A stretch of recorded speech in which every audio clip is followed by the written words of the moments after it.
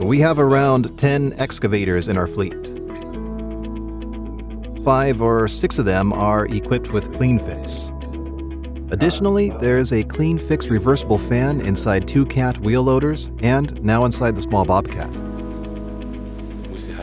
In the past, the driver had to shut down the machine twice an hour.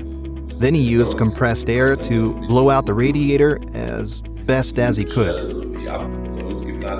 Only after that he could continue working.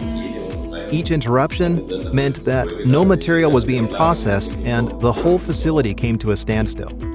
At that point, we knew this can't be. We have to find a solution. I say this with absolute conviction. Liebherr and Volvo offer many good machines in the recycling field. However, they just have no idea on how to achieve this effect with conventionally reversing fans. The explosive and fast repulsion of the dirt in front of the radiator is exactly what we need for every cleaning. If it's not 100% effective, there's always 2% residue left in the radiator. The machine cleans up to 50 times a day.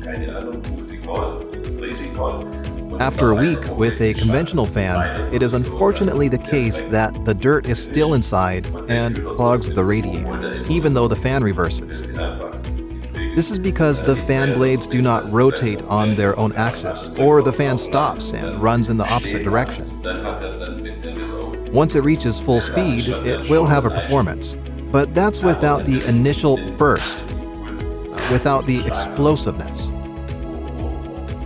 In my opinion, this is the key to keeping the radiator clean. Of course, you have to clean a cooler that is kept clean by Cleanfix. A small rest will always remain. That's just how things are. But in our experience, it happens 10 times less.